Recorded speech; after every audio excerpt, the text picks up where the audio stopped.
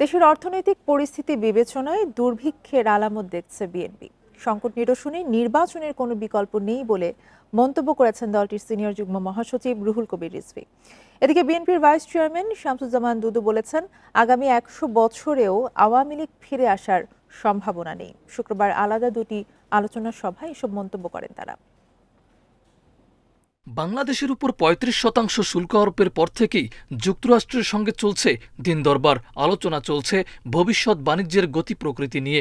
শুক্রবার নয়াপল্টনে কেন্দ্রীয় কার্যালয়ের সামনে জিয়া পরিষদের আলোচনা অনুষ্ঠানে দুর্ভিক্ষের আশঙ্কার কথা জানান বিএনপির সিনিয়র যুগ্ম মহাসচিব রুহুল কবির রিজভী। দেশের ব্যবসা বাণিজ্য নিয়ে শঙ্কার কথা জানিয়ে তিনি সরকারকে দেশের অর্থনীতি ও গার্মেন্টস শিল্পকে সচল রাখার তাগিদ দেন। বলেন, নির্বাচনের মধ্য দিয়ে জনগণ ভোটের অধিকার ফিরে পেলে সব সমস্যার সমাধান হবে, আর দুর্ভিক্ষের মতো পরিস্থিতি সৃষ্টি হলে মানুষ কাউকে ছেড়ে দেবে না বলেও হুঁশিয়ারি দেন রিজভী। এটা শুধু মুখের কথা নয়, সামনে সেপ্টেম্বর অক্টোবর মাসে দুর্ভিক্ষ হয় কিনা এটা এখন মানুষের মনে মনে। আর্থিক শৃঙ্খলা ফেরাতে হবে, এটা ঠিক, কিন্তু পাশাপাশি কর্মসংস্থান বৃদ্ধি না করলে জনগণের কাছে কেহই রেহাই পাবেন না। জনগণ কিন্তু এটা ছেড়ে দেবে না। এদিকে প্রেস ক্লাবে জাতীয়তাবাদী নবীন দল কেন্দ্রীয় নির্বাহী কমিটির আয়োজিত প্রতিবাদ সভায় বিএনপির ভাইস চেয়ারম্যান শামসুজ্জামান দুদু বলেন, আগামী ১০০ বছরেও আওয়ামী লীগ ফিরে আসার সম্ভাবনা নেই। হাসিনা নিজ হাতে আওয়ামী লীগকে খুন করেছে বলে মন্তব্য করেন তিনি। কোনো মানুষকে ঠুস করে ঢুকে বলে আওয়ামী লীগের আগামী ১০০ বছরের মধ্যে ফিরে আসার কোনো সম্ভাবনা নেই, কোনো সম্ভাবনা নাই। আওয়ামী লীগকে হত্যা করেছে, খুন করেছে, সেই হত্যাকারী আছে শেখ হাসিনা। কারা জামানত হারিয়ে দেশ ছেড়ে পালাবে সেটা নির্বাচন হলেই বোঝা যাবে বলেও জানান শামসুজ্জামান দুদু। বাজেপ্ত হয়ে দেশ ছাড়া হবে, এটা নির্বাচন ছাড়া তো বোঝা যাবে না। মাহফুজুর রহমান মিলন, ইন্ডিপেন্ডেন্ট নিউজ, ঢাকা। যারা বিচার ও সংস্কার ছাড়া নির্বাচন চায় তারাই নির্বাচন পেছানোর ষড়যন্ত্র করছে বলে মন্তব্য করেছেন এনসিপির আহ্বায়ক নাহিদ ইসলাম। বিকেলে যশোরের ঈদগাহ মোড়ে পথসভায় এই মন্তব্য করেন তিনি। নাহিদ বলেন, ফ্যাসিবাদের বিচার সংস্কার ছাড়া জনগণ নির্বাচন মেনে নেবে না। অভিযোগ করেন, গত ৫৪ বছরে দেশের রাষ্ট্রীয় সাংবিধানিক প্রতিষ্ঠানগুলোকে দলীয় প্রতিষ্ঠানে রূপান্তর করা হয়েছে, কিন্তু এখন এনসিপি সরকারি প্রতিষ্ঠানগুলোকে জনগণের প্রতিষ্ঠান হিসেবে দেখতে চায়। এর আগে দুপুরে যশোরের একটি হোটেলে জুলাই আন্দোলনে আহত ও নিহতদের পরিবারের সঙ্গে সাক্ষাৎ শেষে সাংবাদিকদের দলটির দক্ষিণাঞ্চলের মুখ্য সংগঠক হাসনাত আবদুল্লাহ বলেন, ফ্যাসিবাদ পুনর্বাসনের জন্য একটি চক্র চেষ্টা চালিয়ে যাচ্ছে। প্রধান উপদেষ্টা ডক্টর মোহাম্মদ ইউনূস যদি সবকিছু বাদ দিয়ে শুধু নির্বাচন করতে চান, তাহলে তাকেও জাতির কাঠগড়ায় দাঁড়াতে হবে বলে মন্তব্য করে হাসনাত। যশোরের পর খুলনায় রয়েছে এনসিপির পদযাত্রা। বিচার সংস্কার ছাড়া নির্বাচন বাংলার জনগণ মেনে নেবে না। যারা বিচার সংস্কার ছাড়া নির্বাচনের পরিকল্পনা করে তারাই নির্বাচনকে পিছিয়ে দেওয়ার ষড়যন্ত্রে লিপ্ত।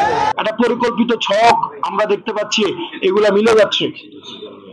আবার একটা ফ্যাসিজমকে আবার রিহ্যাবিলিটেট করা, পুনর্বাসন করার এই যে ছকগুলা, স্ট্র্যাটেজিগুলা মিলতেছে। আমাদেরকে পরিকল্পিতভাবে নির্বাচন থেকে আলাদা করা হইতেছে, পরিকল্পিতভাবে ট্যাগ দেওয়া হইতেছে না আমরা নির্বাচন বিরোধী।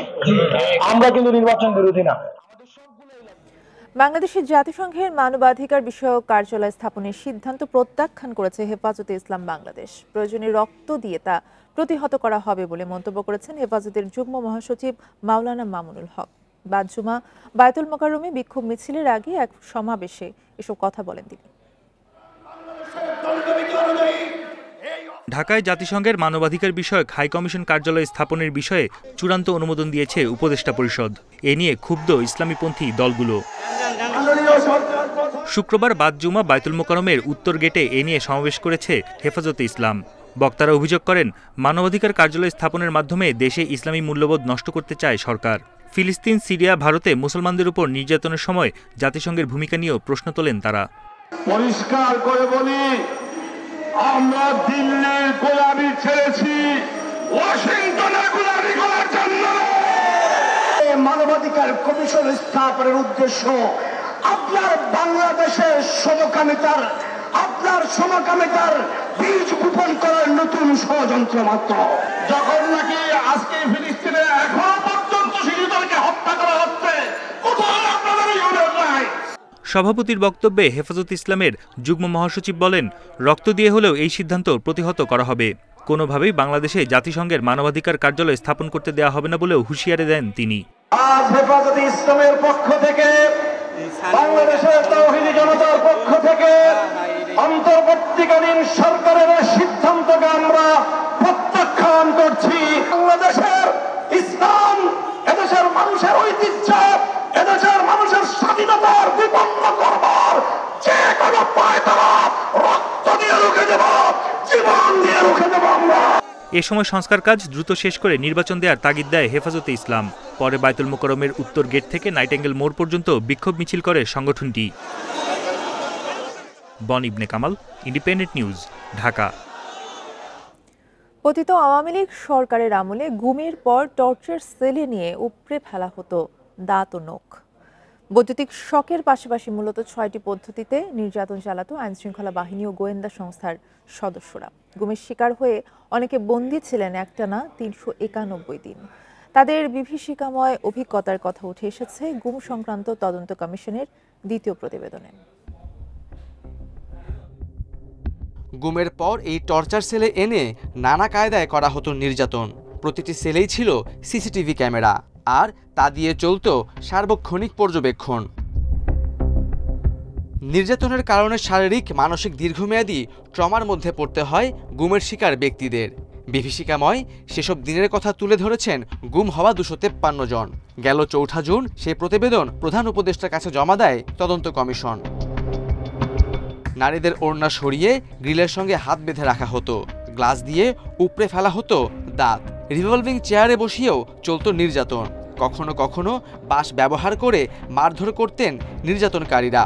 চেয়ারের সঙ্গে হাত পা বেঁধে দেওয়া হতো বৈদ্যুতিক শক, মুখে কাপড় দিয়ে ঢালা হতো গরম পানি।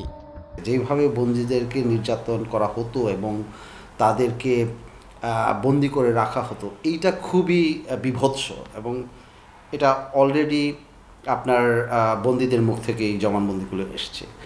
এরপর জনসম্মুখে হাজিরের সময় নির্যাতনের চিহ্ন গোপনের কোনো চেষ্টাই বাদ দেয়নি গুমে জড়িতরা।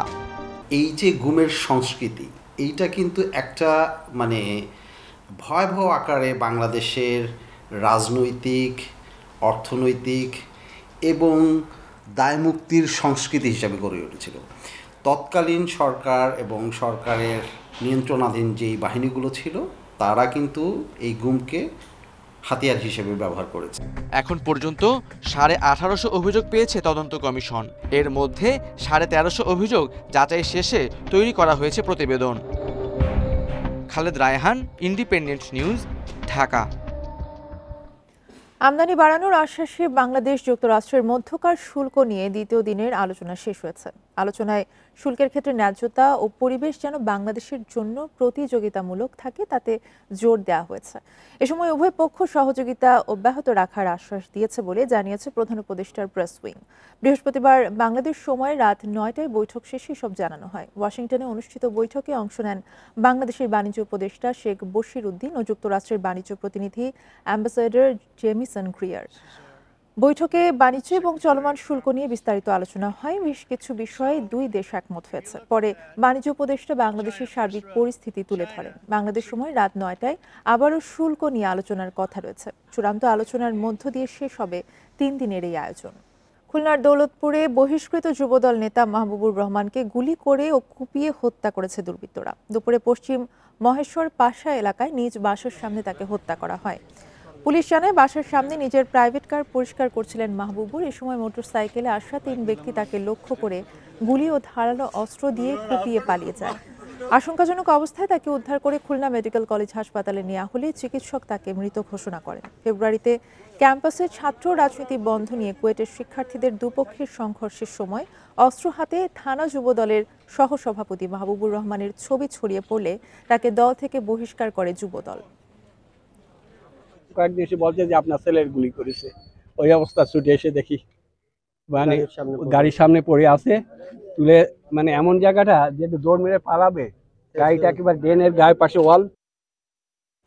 ফেনীর মোহরী, সিলোনিয়া ও কহুয়া নদীর পানিতে এখন প্লাবিত হচ্ছে নতুন নতুন এলাকা। 3 উপজেলার 106টি গ্রামে পানিবন্দী লক্ষাধিক মানুষ। ফুলগাজীতে মাছ ধরার সময় বন্যার পানিতে একজনের মৃত্যুর খবর পাওয়া গেছে। ভাঙা অংশ দিয়ে পানি প্রবেশ বন্ধ হলে দ্রুত বেড়িবাঁধ মেরামতের কথা জানিয়েছে পানি উন্নয়ন বোর্ড। পরশুরাম ও ফুলগাজীর 21টি স্থানের ভাঙা বাঁধ দিয়ে নদীর পানি ঢুকে প্লাবিত হচ্ছে লোকালয়। অনেক জায়গা থেকে পানি নামায় আশ্রয় কেন্দ্র থেকে বাড়ি ফিরছে মানুষ। তবে নতুন করে প্লাবিত ফেনী সদর ও ছাগলনাইয়া উপজেলার শতাধিক গ্রাম। তলিয়ে আছে ঘরবাড়ি, আসবাবপত্র, ফসলি জমি। ভেসে গেছে শত শত পুকুরের মাছ। বন্যার কারণে আমাদের অনেক ক্ষয়ক্ষতি হয়, আমাদের অনেক মাছ চলে যায়, আমাদের ঘরবাড়ি অনেক ক্ষয়ক্ষতি হয়। বেড়িবাঁধগুলা সঠিকভাবে মেরামত করত, তাহলে আমাদের আজকের এই ভোগান্তি হতো না। চারদিকে থই থই পানির মধ্যে উঁচু জায়গায় যারা আশ্রয় নিয়েছেন তারাও দিন পার করছেন পোকামাকড় আর সাপের আতঙ্কে। পানি হালকা একটু কমছে, বাড়ি থেকে যাদের একটু উপরে আছে তাদের তো কমছে, তারা চলে যাচ্ছে। আর যাদের এখনো কমেনি তারা এখন আশ্রয়কেন্দ্রে এখনো বন্দী হয়ে আছে। 3 দিন পর্যন্ত এভাবে পানিবদ্ধ হয়ে এভাবে আছি। প্রায় 15-20 পরিবারে এই ছাদে উঠছি আমরা। তো এখানে কোনো কারেন্টের কোনো ব্যবস্থা নাই, তার পানির কোনো ব্যবস্থা নাই। পানিবন্দী এলাকায় আটকে পড়া মানুষজনকে উদ্ধার এবং ত্রাণ সহায়তায় কাজ করছে সেনাবাহিনী, বিজিবি ও পুলিশ সদস্যরা। যেহেতু পানি যোগাযোগ ব্যবস্থা সেভাবে এখনো বন্ধ হয়ে যায়নি, মানুষজন এখনো নিরাপদে আছে। তবে পরিস্থিতির উপরে নির্ভর করে নিশ্চয়ই আমরা একটা প্রয়োজনীয় ব্যবস্থা গ্রহণ করব। এদিকে পানির তোরে বাঁধের ভাঙা অংশ মেরামত করতে পারছে না পানি উন্নয়ন বোর্ড। তো 24-এর বন্যার পর এই প্রেক্ষিত পরিবর্তন হয়েছে। এখন আরও বড় আরও টেকসই আকারে বাঁধ নির্মাণের জন্য আমরা প্রকল্প প্রস্তাবনা দাখিল করেছি। একটা ফিজিবিলিটি শেষ হয়েছে, এটা চূড়ান্ত রিপোর্ট। আমরা ড্রাফট রিপোর্ট দিয়েই আমরা 7,340 কোটি টাকার প্রকল্প দাখিল করছি। বন্যা ও জলাবদ্ধতার সমস্যা সমাধানে স্থায়ী বাঁধ নির্মাণ চান দুর্গত এলাকার মানুষ। Independent news. টানা বৃষ্টির প্রভাব পড়েছে সবজির বাজারে। কাঁচা মরিচের কেজিতে দাম বেড়েছে 300 টাকার মতো। এছাড়া বেশ কিছু সবজির কেজিতে বাড়তি 5 থেকে 10 টাকা। ব্রয়লার ও সোনালী মুরগির কেজিতে বেড়েছে 10 থেকে 20 টাকা। তবে স্থিতিশীল আলু, পেঁয়াজ সহ অন্যান্য পণ্যের দাম। কয়েকদিনের টানা বৃষ্টিতে অনেক জায়গায় ডুবে গেছে ফসলের ক্ষেত। এতে যোগান কমেছে শাকসবজি ও অন্যান্য কৃষি পণ্যের। সবচেয়ে বেশি দাম বেড়েছে কাঁচামরিচের। খুচরায় কাঁচামরিচের কেজি বিক্রি হচ্ছে 320 থেকে 400 টাকায়। কিছুদিন আগেও যাচ্ছিল 80 থেকে 120 টাকা। কাঁচামরিচ গেল সপ্তাহে ছিল 80 টাকা, 100 টাকা বৃষ্টির কারণে এই সপ্তাহে 320 টাকা। আর বেগুন ছিল 80 টাকা কেজি, এই সপ্তাহে বেগুন হচ্ছে 160 টাকা কেজি। পত্রিকায় দেখলাম কেজি 200 থেকে 300 টাকা, কিন্তু বাজারে এসে কিনলাম 400 টাকা করে। যেখানে আগে কিনতে হতো হাফ কেজি, এখন আজকে কিনলাম মাত্র 250 গ্রাম। সবজির মধ্যে করলার কেজি উঠেছে 100 থেকে 160 টাকায়, পটলের কেজি 70 টাকা, ঢেঁড়স 60 টাকা, কাঁকরোল বিক্রি হচ্ছে 80 টাকা কেজি দরে। প্রায় সব সবজির কেজিতে 5 থেকে 10 টাকা বাড়তি। টমেটো বেচা আছে আমরা 150, আরেকটা আছে 200 দেশি টক টমেটোটা। যেখান থেকে কিনে নিয়ে আসে সেখানে যদি কন্ট্রোলিং না থাকে তাহলে এদেরও তো বেশি দিয়ে কিনে নিয়ে আসে, আর বেশি দিয়ে কিনে নিয়ে আসলে তো এদের তো কিছু প্রফিট করেই বিক্রি করতে হবে আর কি। সপ্তাহের ব্যবধানে কেজিতে 10 থেকে 20 টাকা বেড়েছে ফার্মের মুরগির দাম। ব্রয়লার মুরগি বিক্রি হচ্ছে 170 থেকে 180 টাকা কেজিতে। 300 থেকে 320 টাকা কেজিতে বিক্রি হচ্ছে সোনালী মুরগি। ব্রয়লার মুরগি আপনার 165 থেকে 70 টাকা, লাল মুরগি 300 টাকা, আর সোনালী আমরা 300-310 টাকা। গ্যাসের সাথে থেকে আজ থেকে 15-20 টাকা বাড়তি। শাকসবজির দাম বাড়লেও পেঁয়াজ, রসুন এবং আলুর দাম স্থির। 55 থেকে 60 টাকা কেজিতে বিক্রি হচ্ছে পেঁয়াজ, রসুন বিক্রি হচ্ছে 120 থেকে 140 টাকা কেজিতে। 25 থেকে 30 টাকা কেজিতে স্থির আলুর দাম। Tarek Hossain, independent news, Dhaka. চট্টগ্রামের কর্ণফুলী ইপিজেডের একটি কারখানার আগুনে পুড়ে গেছে বিপুল পণ্য। কয়েক কোটি টাকা ক্ষতির দাবি করেছেন ব্যবসায়ীরা। ফায়ার সার্ভিস জানায় বেলা 3টার দিকে ইপিজেডের জায়ান্ট অ্যাক্সেসরিজের একটি ফোম তৈরির কারখানায় আগুন দেখতে পায় স্থানীয়রা। খবর পেয়ে ফায়ার সার্ভিসের 8টি ইউনিট আগুন নিয়ন্ত্রণের কাজ শুরু করে। পরে তাদের সাথে যোগ দেয় সেনাবাহিনী, নৌবাহিনী ও বিমান বাহিনীর কর্মীরা। 1.5 ঘন্টার চেষ্টায় নিয়ন্ত্রণে আসে আগুন। আগুন লাগার কারণ ও ক্ষয়ক্ষতি নিরূপণের কাজ চলছে।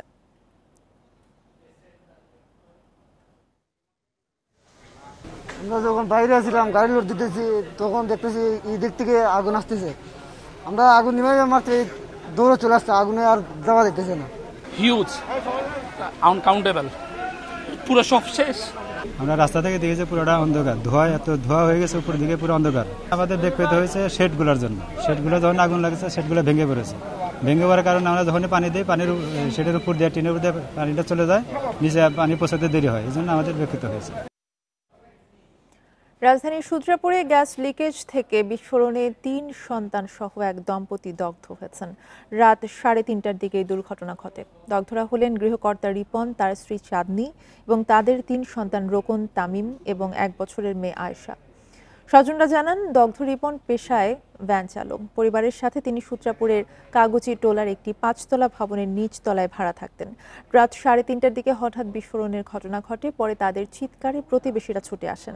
দগ্ধদের উদ্ধার করে জাতীয় বার্ন ও প্লাস্টিক সার্জারি ইনস্টিটিউটে ভর্তি করা হয়। হাসপাতালটির আবাসিক সার্জন জানান, দগ্ধদের মধ্যে রিপনের শরীরের 60, চাঁদনীর 45, রোকনের 60, তামিমের 42 ও শিশু আয়েশার 43% পুড়ে গেছে। সবারই শ্বাসনালী পুড়ে যাওয়ার অবস্থা আশঙ্কাজনক।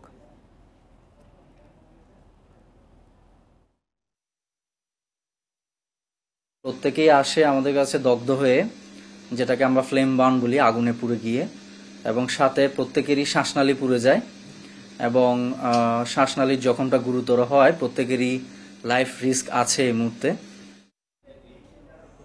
স্বাধীনভাবে পরিচালনার জন্য বাংলাদেশ ব্যাংককে সাংবিধানিক প্রতিষ্ঠান করার উদ্যোগ নিয়েছে সরকার। এর ফলে শুধু জাতীয় সংসদের কাছে দায়বদ্ধ থাকবে কেন্দ্রীয় ব্যাংক। এতে রাজনৈতিক হস্তক্ষেপের বাইরে থেকে স্বাধীনভাবে কাজ করা যাবে। বিষয়টি ইতিবাচক হলেও সঠিক বাস্তবায়নের তাগিদ বিশেষজ্ঞদের। দেশের আর্থিক খাতে ঐতিহাসিক পদক্ষেপ নিতে যাচ্ছে সরকার। বাংলাদেশ ব্যাংকে প্রথমবারের মতো একটি সাংবিধানিক প্রতিষ্ঠান হিসেবে রূপান্তরে উদ্যোগ নেওয়া হয়েছে। কেন্দ্রীয় ব্যাংক বলছে, আর্থিক খাতের অভিজ্ঞ ব্যক্তিদের নিয়ে স্বাধীন পরিচালনা পর্ষদ গঠন করা হবে। রাখা হবে না কোনো আমলা। গভর্নর ও ডেপুটি গভর্নর নিয়োগ ও অপসারণে জাতীয় সংসদের অনুমতি লাগবে। এই রকম বিভিন্ন বিষয় যুক্ত করে বাংলাদেশ ব্যাংক অধ্যাদেশ 2025-এর খসড়া পর্যালোচনার জন্য সরকারের কাছে পাঠানো হয়েছে। এতে কেন্দ্রীয় ব্যাংকে প্রশাসনিক হস্তক্ষেপ বন্ধ হবে। গতানুগতিক প্রতিষ্ঠান আর সাংবিধানিক প্রতিষ্ঠানের বিরুদ্ধে রাজনৈতিক প্রভাব বিস্তার করা কিন্তু অনেক ডিফিকাল্ট। যারা ওই প্রভাব বিস্তার করতে চায় তাদেরকেও অনেক বেশি কাঠখড় পুড়ে প্রভাব বিস্তার করতে হবে, যেটা অনেকের পক্ষে হয়তো সম্ভব হবে না। অর্থনীতিবিদরা বলছেন, বাংলাদেশ ব্যাংকের পরিচালনা পর্ষদে দীর্ঘদিন ধরে আমলাদের সরাসরি অংশগ্রহণ ছিল। এতে আর্থিক খাতে নীতি প্রণয়ন ও বাস্তবায়নে কেন্দ্রীয় ব্যাংকের স্বাধীনতা খর্ব হয়েছে। এমন পরিস্থিতিতে সাংবিধানিক মর্যাদা সময় উপযোগী সিদ্ধান্ত। মনিটারি পলিসিটা যাতে স্বাধীনভাবে তৈরি করা এবং স্বাধীনভাবে ইমপ্লিমেন্ট করতে পারে, সেই পূর্ণাঙ্গ ক্ষমতা যাতে কেন্দ্রীয় ব্যাংকের খাতে উপর আসে। তো সব মিলিয়ে আমি মনে করি এটি সরকারের একটি ইতিবাচক উদ্যোগ। সাংবিধানিক প্রতিষ্ঠান হওয়ার পর নির্বাচন কমিশনের মতো রাজনৈতিক হস্তক্ষেপ যেন বাংলাদেশ ব্যাংকের ক্ষেত্রে না ঘটে, সেই বিষয়ে সতর্ক থাকার পরামর্শ বিশেষজ্ঞদের। Shahid Ahmed, independent news, Dhaka. এই ছিল এখনকার সংবাদে। ইন্ডিপেন্ডেন্ট টেলিভিশনের সব খবর জানতে চোখ রাখুন ফেসবুক, ইউটিউব এবং এক্সে। ধন্যবাদ।